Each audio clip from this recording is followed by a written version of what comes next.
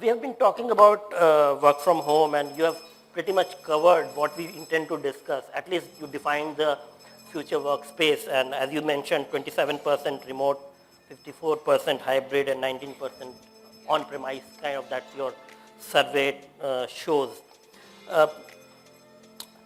Just to, so that everybody is on the same platform, I would take the user's perspective first and understand from Sharad and Irshad.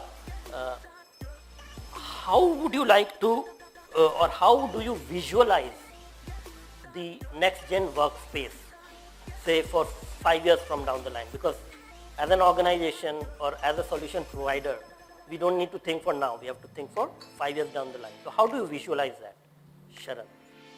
Yeah, thank you for having me. So it's very difficult. We are in a very difficult situation, honestly, because being in manufacturing, it's difficult to manufacture products offline. Means online making products may not be feasible. So if we go for more automation, the workforce will reduce. So means there would be functions where a hybrid mode may be enabled, but per se at shop floor we'll be needing supervisors, we'll be needing engineers there to a part of the functions can be means trainings can become virtual. Some of the sessions can become virtual, but particularly in manufacturing industry, I still see that hybrid mode would be enabled only in some functions. Irshad, do you agree with him, or do you want to visualize beyond hybrid? And sure, that's a good question. So let me break this into a couple of parts. The first is definitely the manufacturing, which Sharad has covered. So manufacturing, I also agree, because previously I also had the manufacturing experience. I don't think manufacturing could be 100% virtual, because you really need the manpower on the ground. However, if we talk about some of the other industries, say for example IT is consulting, the law firm is also a form of consulting firm. I think that's where we could see more and more hybrid and more virtual things could be done. As we have seen during the pandemic, 100% of the workforce were effectively working from home. And now also people are hesitant to find a reason why do they really need to come to office, because they have been so comfortable working from home. So I think immediately I think hybrid is the way to go. But down the line after 5 years, we really need to wait and watch. I don't think anybody can really predict 5 years down the road while sitting today. Nobody would have imagined 2 years back that even the manufacturing companies, most of it would work from home. I remember some of the conversation back in my Havels. We brainstormed a concept of enabling a technology for work from home. And some of the seniors said, look, this is absolutely not possible in the manufacturing organizations. But you never know what kind of, this pandemic struck and everybody were forced to work from home. So yeah, I think hybrid is the way to go for us in the immediate future. But after 5 years, I think we all will have to wait and watch. The important thing is that we are living in the uncertain world, so we have to make ourselves prepare for all of those kind of disruptions. Thanks. Nitin, your take, particularly since you guys have a lot of infrastructure and maintenance and management. I mean, third-party management, you do the facility management. What we agree with all of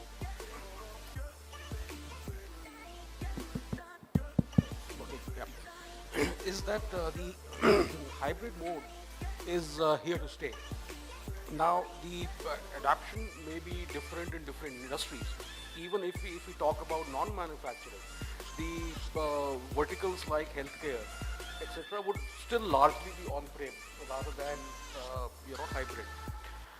So the challenge that it throws at people like you who are managing the entire IT infrastructure and services is how to ensure data security, because in work from anywhere kind of environment, the biggest challenge and threat is towards the data security and of course unified experience. Also, another thing that we have realized in these last couple of years is an increased focus and reliance on scalability, flexibility, managed services, because today an enterprise or an end user would really not be thrilled to go and lock themselves in a 500-seater work environment. Like you said, nobody knows what's going to happen in 5 years. So people are looking at more and more managed services which offer you the advantage of scalability and flexibility. And of course, data security, like you mentioned, that is the biggest concern that everybody carries today. Thanks a lot. I wouldn't, you want to add to it? Yeah, I was just going to say that I think I agree with Irshad's point. Like yesterday we had COVID. Some time ago we had, the Russia-Ukraine war. Some crisis, we don't know nobody's going to predict, right? None of the astrologers predicted COVID, none of them. So we don't know what's going to come up tomorrow, right? So, but we all need to have the business continuity on. So I think the one thing, I wouldn't say next gen technology, but the next gen mindset is adaptability, right? Because that's what we saw in the pandemic. Every kind of an organization, cloud lover or cloud averse, they just accepted cloud because they had no choice, right? So I think that flexibility, adaptability and agility is what is required, and definitely when we talk about technology, some of the next gen, definitely I agree with all of them that security is going to be here for a very long time, because I think after a lot of years, security has got its due credit, if I may say, right? So it's going to definitely, and we are just at the tip of the iceberg, right? If we look at what kind of security practices have we adopted in our organizations, I think we're really at the tip of the iceberg and we have a very, very long way to go. Thanks. And since you all agree that it's the hybrid model, at least till the foreseeable future, as I agree, 5 years is a long term, but we still need to integrate, as you mentioned, the factory, the shop floor. We need to integrate offline, online, and from workforce. How do we integrate? How big is that challenge, and how are you handling it? Challenge is really immense. Means whatever you try to do, you will have to think how you are doing it physically. Can you really do it virtually? Means the meetings, if we try to see it from the meetings virtual meetings have become a norm. So sort of we are able to do all the things in a meeting except for patting on the back, etc., which probably with the metaverse kicking in, that may also become a norm. But can I emulate all these steps that I do while building a tire virtually? So means digital twin, all the immersive technologies, means everything would have to be trained, a lot of machine learning capabilities built in to emulate everything. Means now, if we look back, we used to do time motion studies, how much time I am taking to pick up this mic or do anything else. So similarly, we'll have to build analytics, machine learning, and probably top it up with AI to do lot of things together. The challenge will be immense, not impossible. Probably means we talk about robots, cobots, and cyborgs, all those sort of intelligent things may come, but that may also lead to reduction of workforce being used. So means we have to, being in India, we have to use that workforce also optimally. So that's a different perspective, but that it is. Reskill the workforce. Reskilling is something that everybody is talking about, right? The Skill India motion that our government has launched is... No, I do agree with reskilling, but you also have to keep a work for unskilled workforce, which forms a majority of our population. We have to have work for everyone. Means we just talk of the high-end companies, but let's be connected to the roots also. The people on the ground who are unskilled at all, illiterate. So means they also have to make their ends meet. They can't live on alms being doled out to them. They have to live a life of respect, so we'll have to find ways how they lead a respectful life. Means it's not just industry, we have to think about society also. Thanks. We'll come to the skills part, but Irshad, since you are handling it from the user perspective, how do you see the vendor support in terms of taking up these challenges and helping a company integrate this new working environment, from hybrid cloud to hybrid working environment? How do you see it? How easy or difficult do you find it? I think that's a good question. Let me again break this. So it was very difficult for people to really adopt working from home initially. And since they have been working from home now, and some of the population have also started coming to the office, so which basically means it's a hybrid. Now in the hybrid, some of the challenges that most of the companies today they are facing is the experience, and it is the experience of the applications that they access, and those applications are either situated into the on-premise cloud or they are situated onto the public cloud, and there are various toll gates that each individual will have to cross before they really get into those applications. And second is really the video conferencing or the unified communication that most of the people uses, because that has become the mainstream and the lifeline of today's working. So long it was a COVID and people were working from home. I think initially there were a few technical difficulties to adopt some of the technologies like Teams, Zoom, Slack, etc., but people have got settled. Now when people work from the hybrid environment, so the difficulty is that when people come to office and they were to have some hybrid meeting, when half of the population is sitting next to each other in the meeting room and half of the people are coming from Teams or Zoom, then the people who are coming from Teams or Zoom, they really see few heads. So it really isn't the immersive experience that they are getting, which really forms of creating some disconnects. So I think this is where I feel is an area to improve. And what can be done is essentially creating some sort of small TP rooms or in the form of video conferencing pods, so that there could be a small meeting room which is having say 2 or 3 people, having 2 big screens, and if people were to do those hybrid meetings, then they will see the face-to-face and they will have a very good experience to it. Then the other thing is, anyways, I think with respect to the time, all that I'm trying to say is that it is the experience that we have to look forward to. And this is where I think most of the companies, when they have started working in the hybrid fashion, some way or the other, be it cloud, be it unified communication space, or security, I think these are the challenges that are getting raised. Yeah. Thanks. Nitin and Triveni, I mean both of you, from the solution provider's perspective, how do you look at Irshad's problem and what Sharad mentioned? And what is your suggestion, and what new technologies do you see coming up to solve this problem? So, like we have seen and we will continue to witness, new solutions are being arrived at. What you mentioned about those small video conferencing pods, even I have experienced that. It is a very different experience than sitting in a large conference room and facing camera. And similarly, if we see on the data security side, like you said, when people started working from home, working from anywhere, now the challenge that IT application heads and IT infrastructure heads faced was how to arrange security at the edge. So there are already solutions which are there now being implemented. I know of one of our large customers where they had similar challenge, that they had some 2,500 agents working from across the country. Earlier they were coming to the branch offices and working.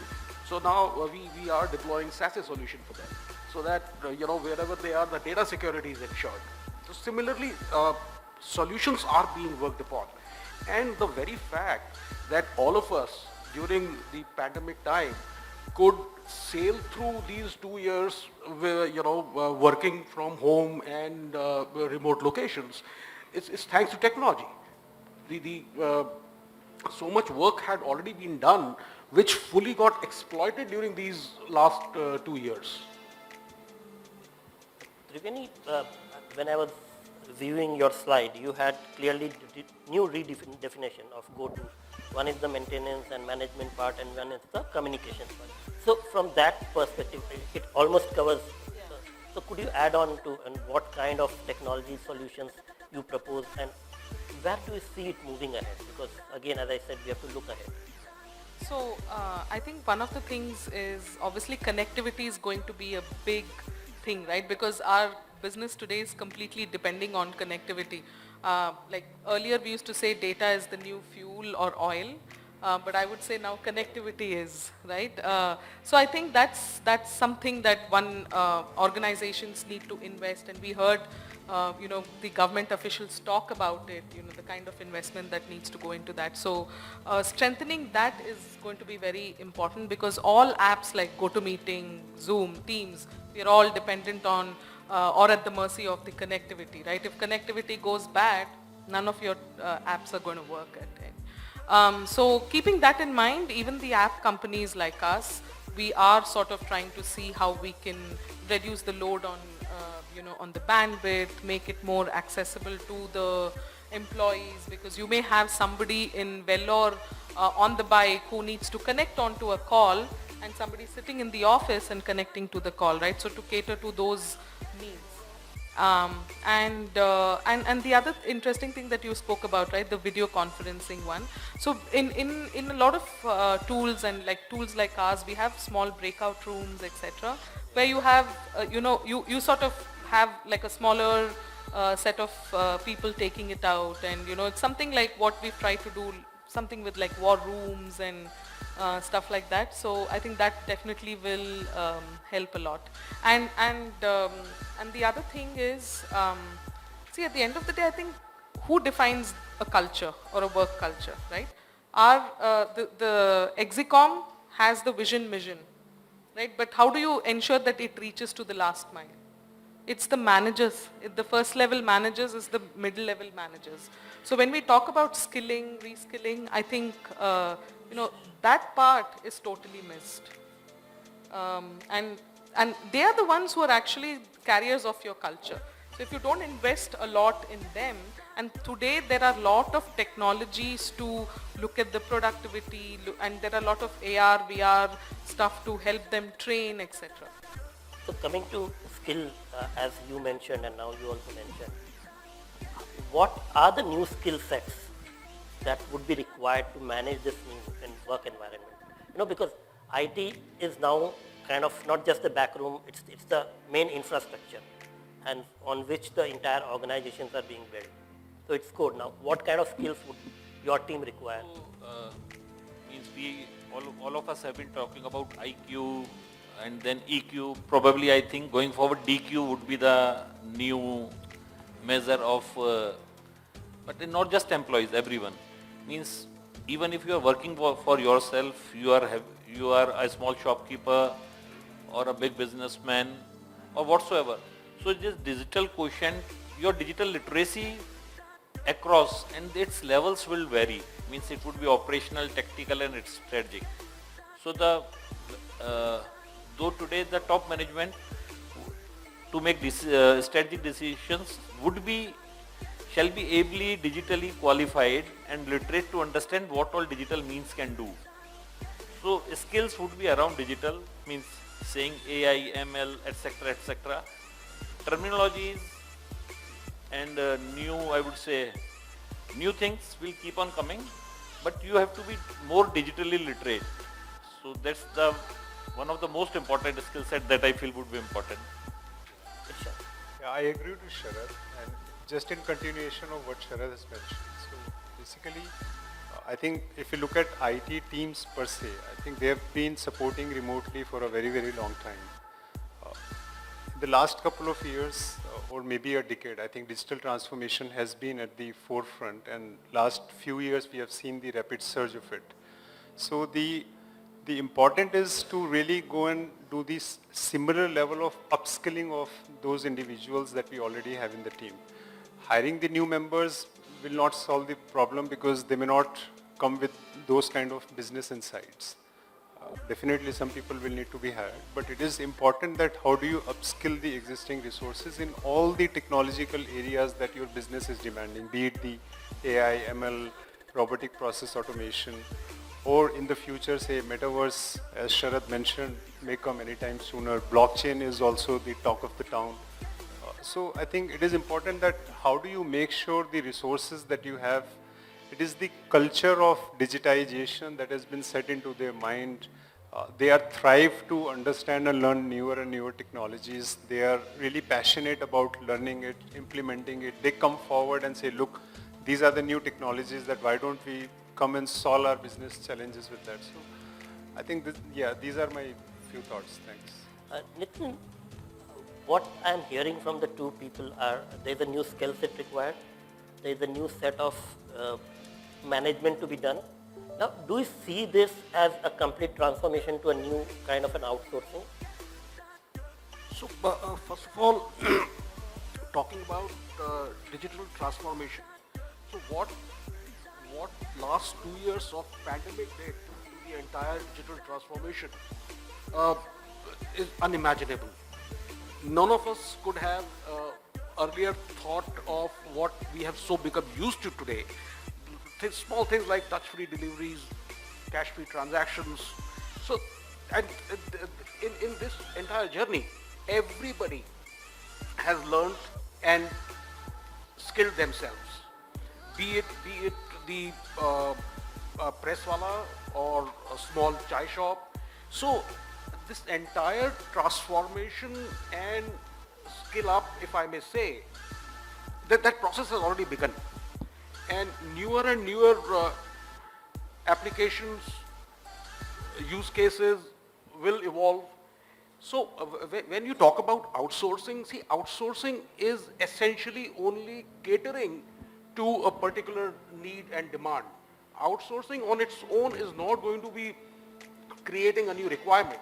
But yes, service providers will have to gear up to the changing environment and live up to the expectations, because if any organization is going in for outsourcing, they definitely have to see more efficiency there than doing it themselves. So you are absolutely right. All of us, the entire ecosystem will have to stand up to it and evolve.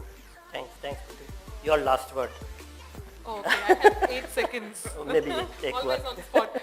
So I'll just like to probably give a Chinese proverb which says the illiterate of the 21st century are not people who cannot read, write and learn, but are people who cannot learn, unlearn and relearn. So I think there are aspects that we have to unlearn, relearn and keep learning, and that's my last thought. Thanks a lot. Thanks everybody. We bang on time. And though I had a message that we can close it in 5 minutes, but I thought let me. And so just to summarize, we all agree that the new next-gen workplace is a hybrid workplace. Skill set training is required. There's a new approach and a lot of innovations is required to manage it. And as you mentioned, connectivity is the core of it. And with this, thanks again, and thanks for supporting me to close it on time. Thank you, everybody. Thank you, Shubhendu sir. I would like to request you to hand over the mementos to our panelists.